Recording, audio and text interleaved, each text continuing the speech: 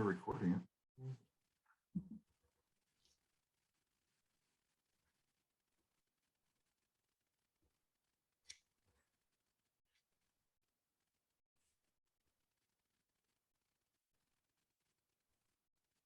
Good afternoon, everyone. My name is Marika Vander Steenhoven, and I'm the Special Collections Education and Engagement Librarian here at the Bowdoin College Library.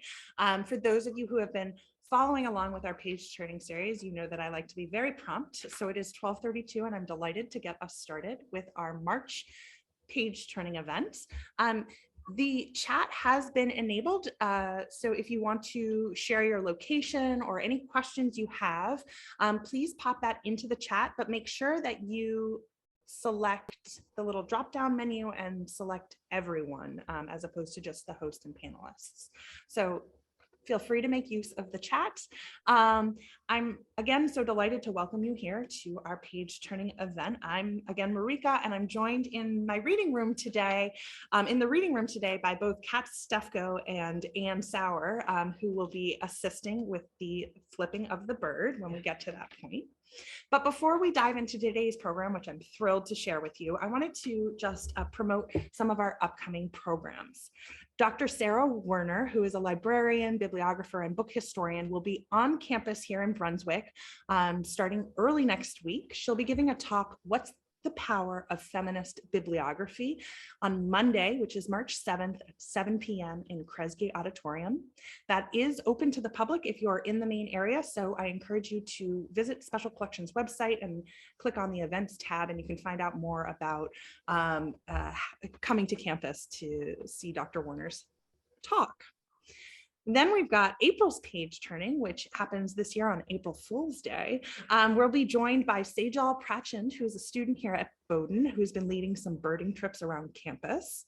And then in May, we'll convene on May 6th at 12:30, and we're delighted to welcome back Peter Logan, who's Bowdoin class of 1975, as well as an author of a biography of Audubon, as well as doing incredible research on the Bowdoin copy of John James Audubon's Birds of America. So delighted to share those events with you, and hope you'll consider joining us again. Right now, before I introduce our guest speakers, I think we should flip the bird.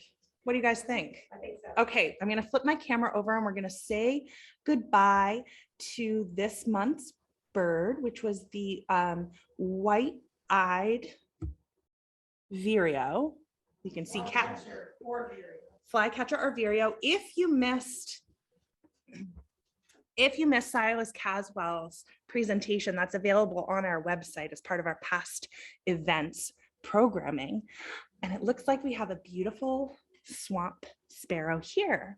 So while you enjoy the view of this month's bird, I'm going to, it's an honor to introduce our two guest speakers. Jeff Holt is an active field birder and member of the Delaware Valley Ornithological Club. He has authored numerous articles on ornithological history and has co-authored with Bill Filemyr the Composite Plates of Audubon's Birds of America, and an article on Alexander Wilson and the Milestone School in the Wilson Journal of Ornithology. He currently works in the legal profession and is looking forward to retirement. Joining Jeff today is Bert Filemyr. He is an active field birder in both Pennsylvania, New Jersey, and Delaware, along with frequent trips throughout North America and foreign countries. Over the years, he has recorded over 100 species of birds in each of the lower 48 states and many in Canadian provinces. Retired from a public school teaching career, he pursues his passion for birding and travel while researching topics related to early American ornithology. He has served as treasurer and webmaster of the Delaware Valley Ornithological Club, DVOC, and for many years was a member of the championship Nikon DVOC birding team, the Loggerhead Shrikes, that participated in the New Jersey Audubon's World Series of Birding. He co-authored, along with Jeff Holt, a book that we just heard about, The Composite Plates of Audubon's Birds of America, as well as an article on Alexander Wilson and the Milestone School. So I'm going to flip back my camera to myself just so I can welcome Bert and Jeff virtually here to Bowdoin. And I said, and I showed you this earlier, I've got a copy of this book. We use this all the time here in special collections. So thank you both for joining us, and I will turn things over to you. Thank you. Thank you. It's good to be here. It's an honor to do this, and it's always a pleasure for us to talk about American ornithology history, and especially our friend John James Audubon. I'm going to flip over to share screen here, and let's see how this works. I'm going to do that, and then I'm going to go here, and I'm going to go here. And what do you see?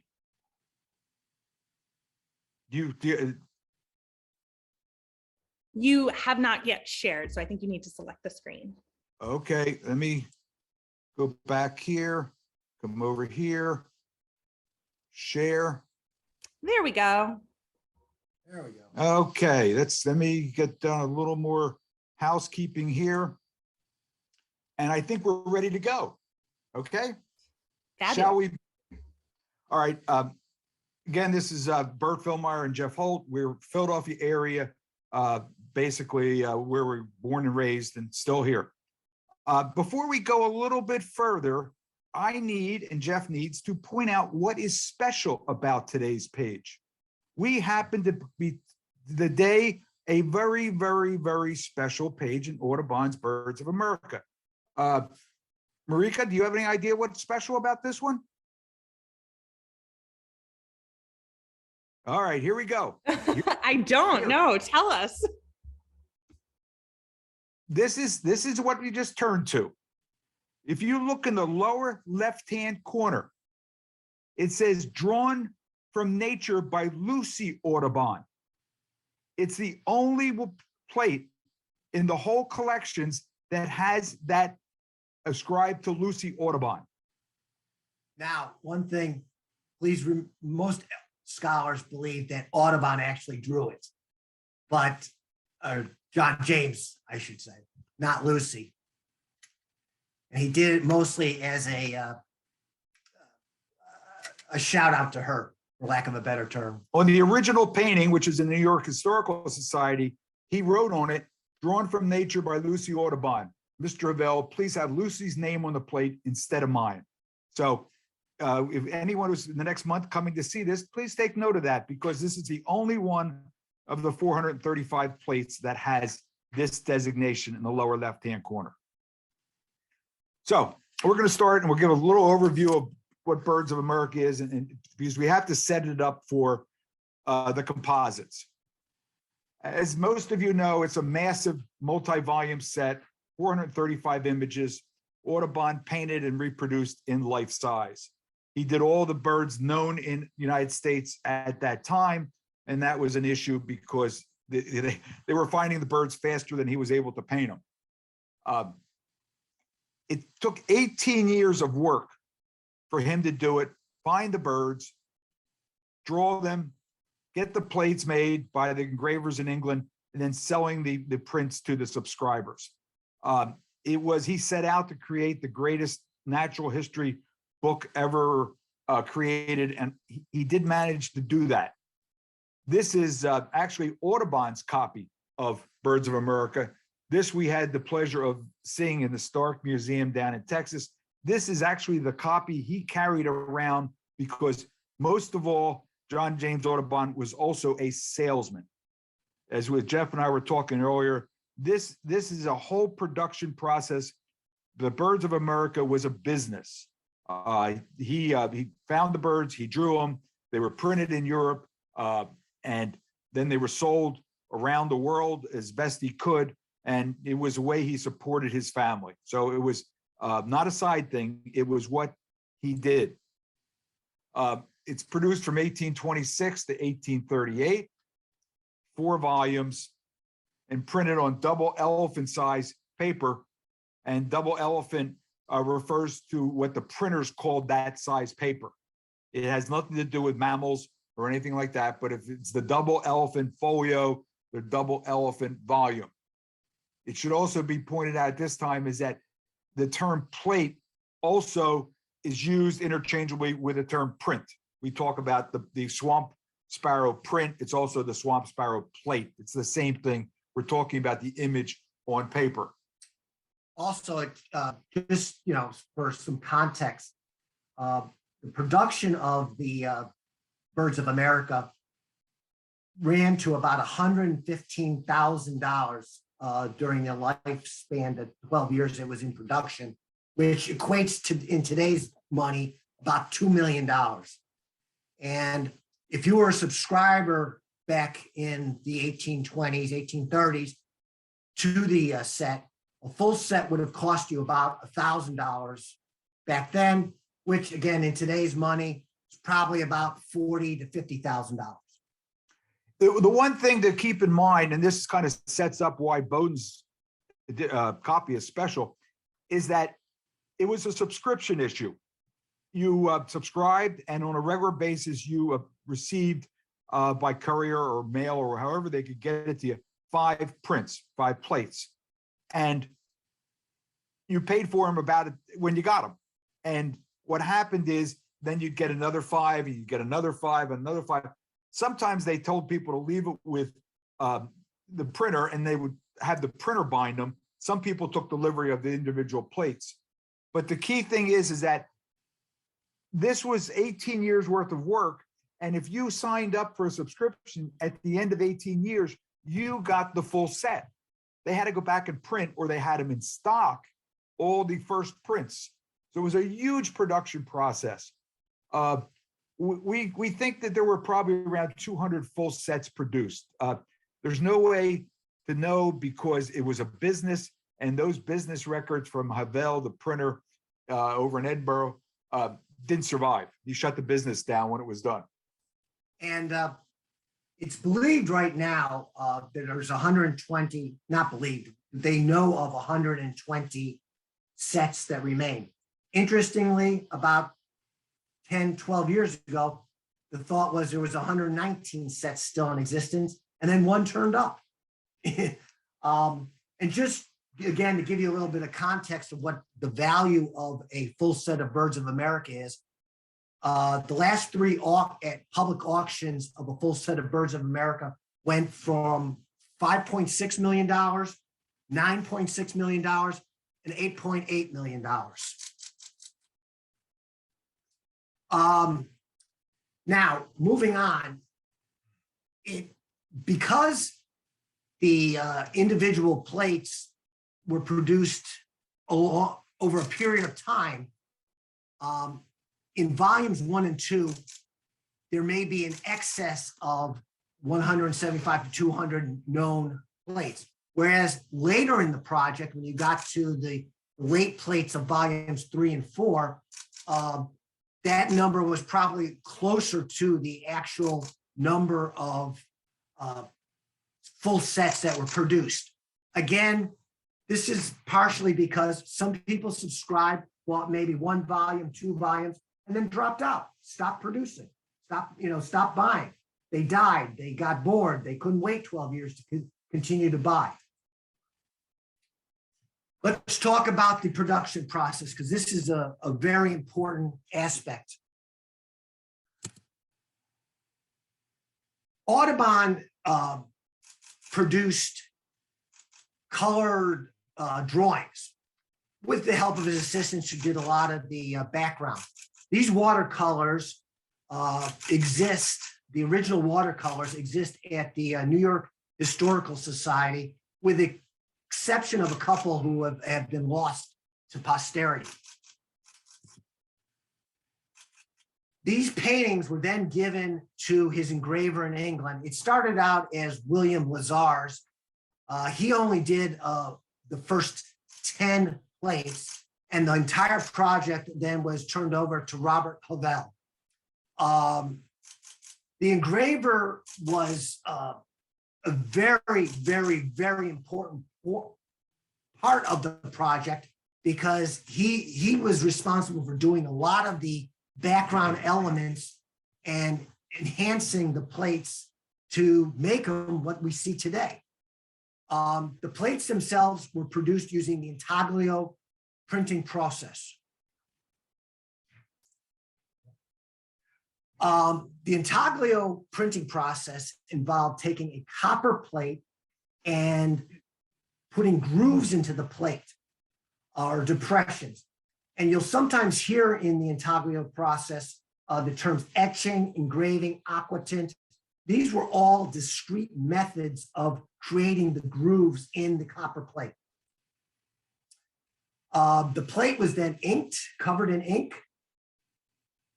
The ink was wiped off the surface, leaving the ink sitting below the surface of the plate. A piece of the double elephant folio paper was laid on the plate, and then a heavy roller was rolled over the plate, compressing the plate, the paper to the plate. The paper is then removed, and the ink has been transferred to the paper. The result is a black ink print with a very, very, very distinct plate mark. And these plate marks are very important into understanding the composites. After you have this black ink print, a team of colorists working from an approved pattern print would actually hand color each individual print. So they were all hand colored. And if you look very, very, very closely, for instance, at the plate that you have on display there, you can actually see the coloring and you can see how it's hand colored. You can actually observe that this is a painting almost on the plate. Go ahead. So what Audubon really produced was the original watercolor, and this is the one of the osprey on the left. And then he gave that to the printer, and they ended up with what we know as the plate.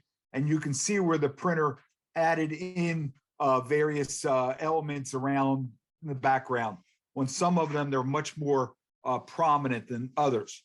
So if you understand the printing process, and especially you understand that it was an inked plate that got laid down on paper and then transferred with a heavy roller, it gets us to the composite plates.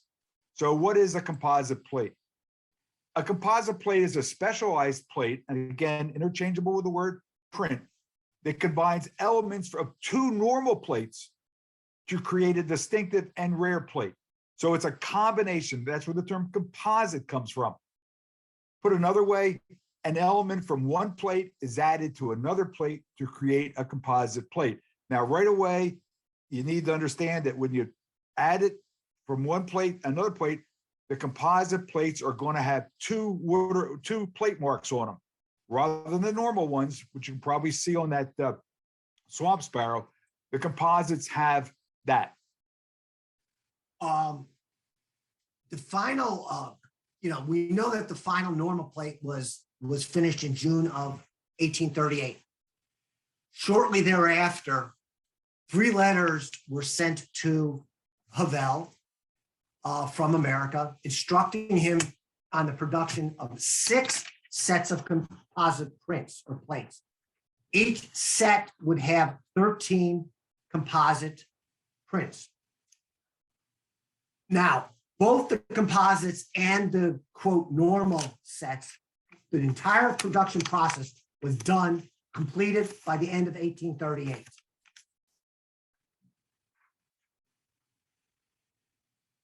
A letter was sent to Havel, which is now in Harvard's collection of manuscripts. And it suggests that a list was sent to Havel with the letter. However, what we don't know is what was on the list, because the list itself was never found.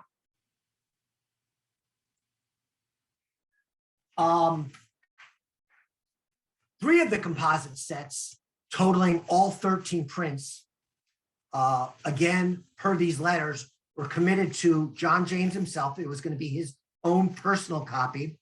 A friend of his by the name of Ed Harris, who'd been a patron of Audubon's and who lived in New Jersey, Moorestown, New Jersey, southern New Jersey, and another patron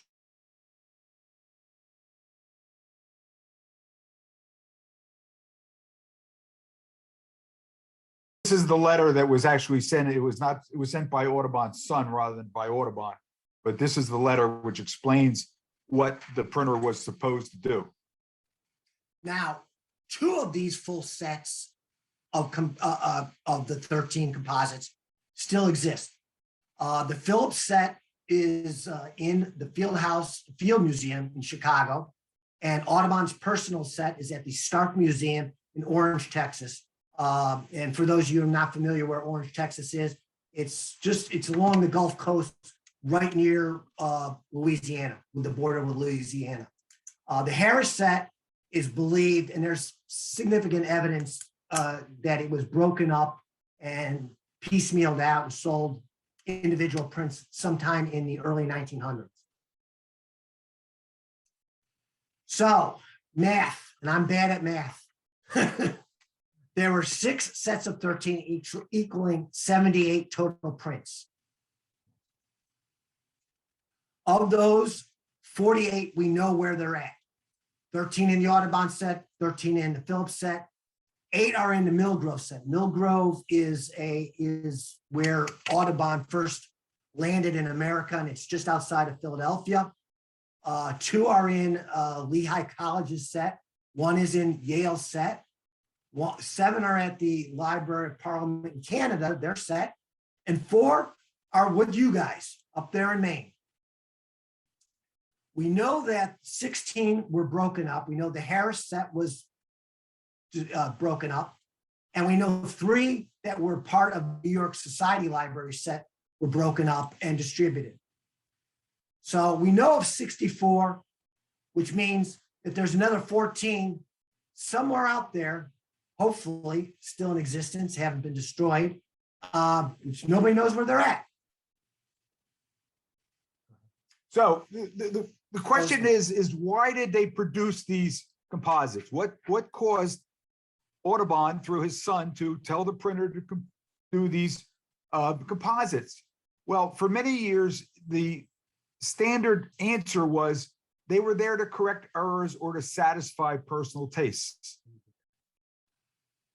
In fact, if you do a little research on this, you will find out that there is only 3 errors: the Selby's, Flycatcher, Vickers Vireo, and Roscoe's Yellow.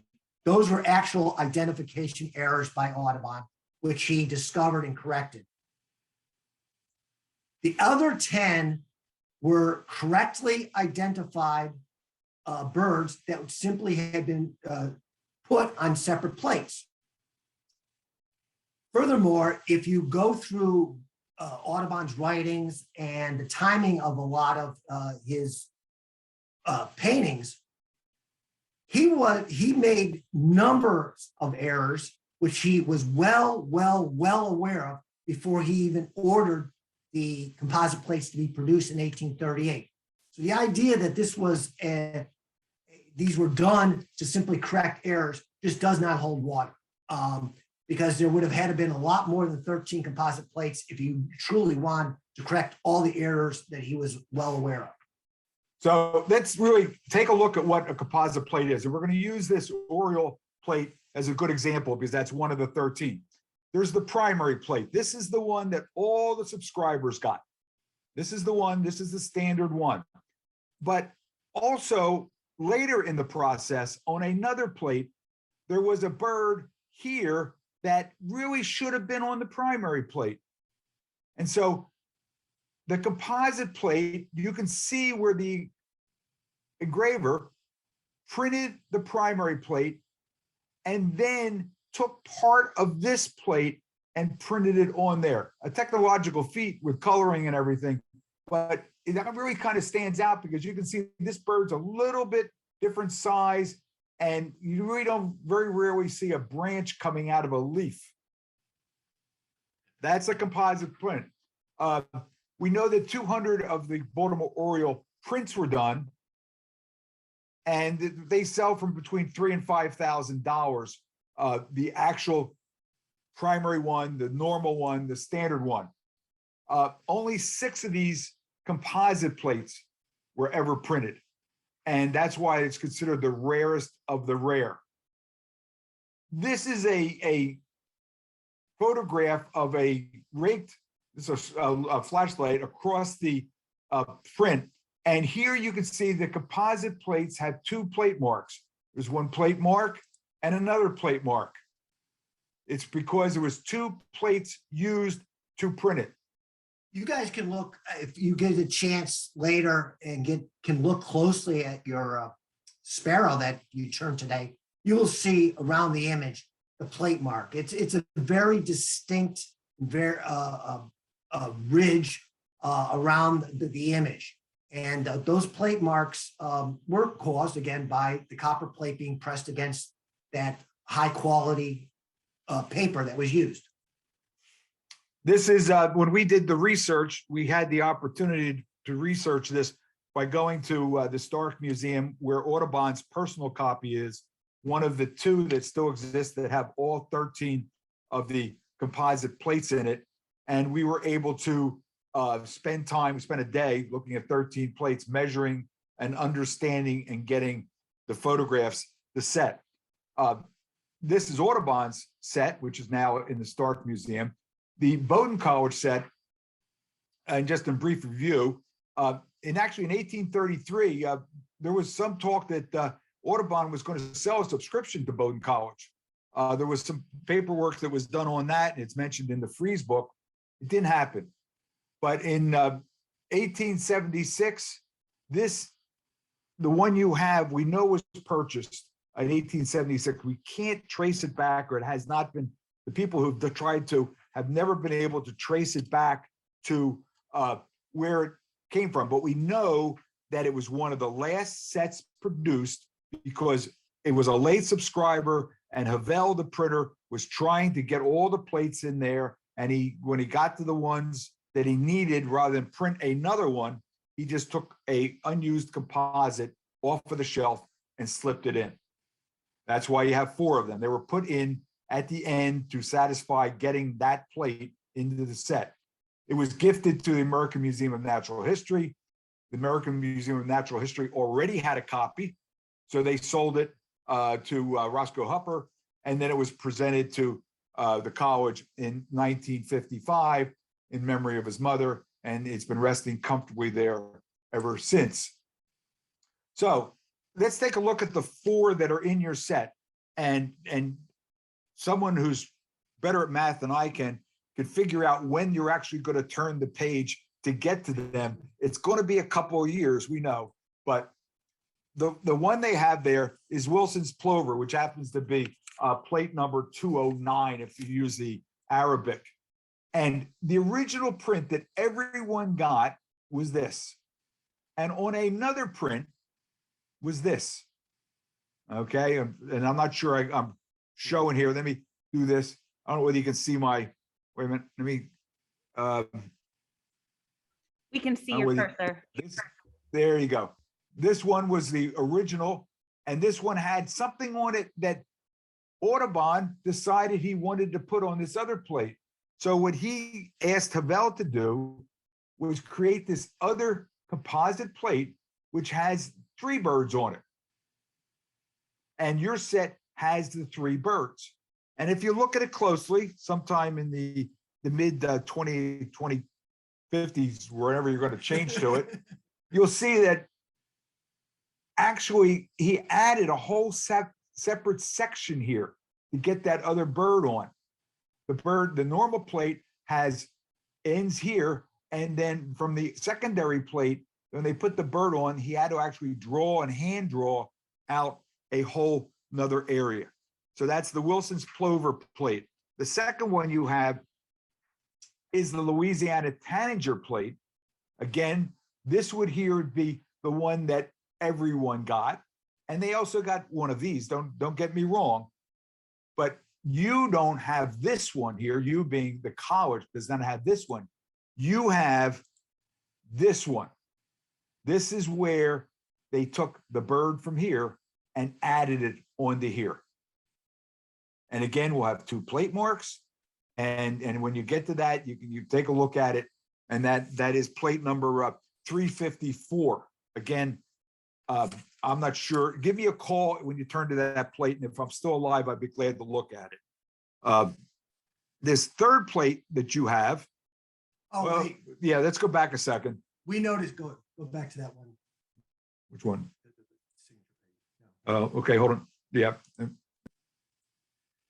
When we were at the Stark Museum, we noticed this handwritten attribution at the bottom indicating the female. We don't know if that signature, that writing is Audubon's actual writing or somebody, Stark himself put that there at a future date. But it was an interesting notation handwritten onto the Audubon's set. Yes, and when you turn those pages, or if you do some research, be careful, look carefully for any notes on the front or back, because there are notes. It was a printing process, and sometimes you'll find notes on there that are unexpected. Your third one here is the mountain mockingbird and varied thrush. Mountain mockingbird is the sage thrasher. It's the modern name, and of course the varied thrush. Here you can see the two varied thrushes and this sage thrasher up here. And again, this is the primary print. This is the one that's in all the sets. This one is in all the sets also, but for the composite print, they being the printer, they took this bird here, down here, and put it on here. The perspective's a little trimmed a little differently, but again, you can see how this one doesn't quite fit in with the design, is wonderful design of the prints. This one here was kind of put in at the end, and with kind of branches, just spare branches coming along. So that's the this one, and close up, you can get a sense that they did a very good job getting it in there. They had to ink the right part and mask it off. It was a production process. The last one in your set, the last one of the composite prints that is owned by the college, is the Lazarus Finch or Lazarus Bunting one. Again, this was at the end of the production process when they were discovering birds faster than Audubon could draw them, and he could get them produced by the printer. So initially, the first maybe 350 prints in the sets, they have a single species on there. When it gets to the end, they're kind of scrambling here a little bit. And if you take a look here, what they did here is on this composite print, I think you should have a sense of what they are doing now. They're taking this and they're adding this bird up over on here. Not too often you see a thick branch growing out of a thin branch either. Yeah, that kind of made that work. And that's the kind of thing that you notice when you study it. Those are the four that you have. Again, this is a close-up view of this is what everyone else has with this nice little flower here. And what you have is this one here with the added print. So these are the rarest of the rare. We only know of one time one came up for auction, and it was estimated to sell for the original print for about $1,000 to $1,500. And when it went to auction, it sold for about 6 times over that, and it could have sold for much, much more. Jeff and I were trying to buy it, and we were bidding, and there was someone on the phone who was bidding over us, and he won it. And by the luck of the world, we were able to contact him much later, and we asked him how high he would have gone to buy it, and he said, "I was going to buy it." So we don't know what he would have gone for, but it was way out of our price range. We ran out of money. We ran out of money. We ran out of money before, but these are the rarest of the rare. I mean, it's just so special to have them in the sets, and there's a few floating around. For more information is our book, The Composite Plates of Birds of America, A Labor of Love. We became the experts in this just by happenstance. It's available on Amazon at a very reasonable price, and it's worth it if you have any interest in the Bowdoin College Set. References, yes, we had lots of references when we did this, and we dealt with manuscripts, so many of them in the Holt Library up there in Harvard, and there's work to be done in more research there. someday it would be great to go up there and pull up a chair and go through those papers, because we think that list is in that bulk amount. So with that in mind, I'm going to try to end the screen sharing here in a second. But we are open to any questions, comments, thoughts, anything that we can do to Criticisms. criticism, the usual stuff. None of those. Oh, Bert and Jeff, thank you so much. That was just truly fantastic. I learned so much. And I think you addressed so many of the questions that we get about Audubon, about the process, and about the composite plates. So again, I think you should all go out and buy a copy. And we also have a copy here in Special Collections and Archives. So you can come take a look, but you should also buy a copy. We would encourage those of you who are in the area, our reading room is open to the public. There's more information on our website if you wanted to come and take a look at the sparrow plate. The question that actually several of us were wondering about in the chat is, Bert, what were you taking photos of? Oh, can you see me on the screen? We could see you, and it was amazing because it was like talking about birding, and I'm assuming that you were birding. Well, we're sitting in my house, and right outside there is a bird feeder, and bird feeders are bird feeders in many different levels. And Jeff and I were talking about beforehand, but I don't know whether can you see my screen there? Yeah. Yeah. There was a Cooper's hawk came down, took a starling, and was sitting there eating it. Oh my gosh. And that's what he probably is not going to do it tomorrow, and he didn't do it yesterday. So I took advantage. That is amazing. And I took about 100 pictures. I think that was well worth it. Yeah, no, it was fabulous to sort of see something happening, and we all assumed that it was birding. So what an amazing. Yeah, that was it. And Jeff and I we know how we've done this kind of stuff before, and we tag team, even though it was great. Had a plan, and that's what we did. So Wonderful. That's what we're doing. And I appreciate Jeff jumping in, and I was going to mention it, and I got distracted by other stuff. So, all right. Well, Oh yes. So I have a comment here from Peter Logan, who I've mentioned before. He says, having studied Jeff and Bert's work, I loved hearing them explain the story of Audubon's composite prints. They will be pleased to hear that I have identified the existence of 4 additional composite prints that have not been previously located. I'll talk about this and some other recent Audubon discoveries in his May talk. Super. And if he could send us some information, yes, we'd love to see it. We'd love to see it. One of the things is that frankly, the Audubon told Havel that of the 13 plates, make 6 of each. We know that 7 was done of. Fascinating. We don't know why. We don't know whether there's anything else, but we know that from Lowe's book and Lowe's papers up there in the New York Historical Society, that one was let me see what I can do here. There we go. One was one of the plates, there's 7 of them as opposed to 6. And so we know that there's some free range ones out there. So if this gentleman could get in touch with us, we'd be glad to get back. I'll be happy to make that connection for you. And when is he turning the page? That's April 1st? May. That's May.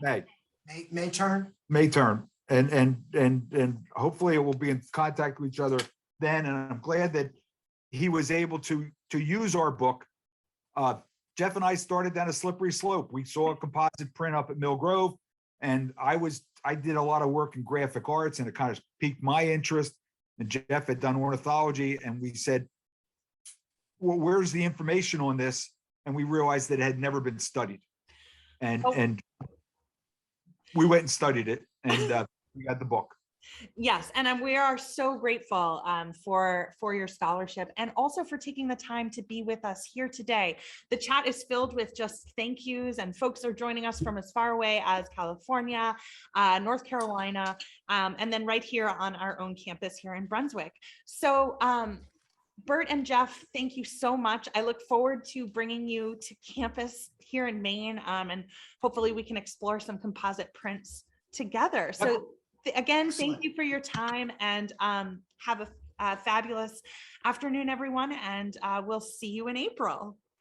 Thank you. Okay, thank you. Thank you very We're done. much. Bye. Bye.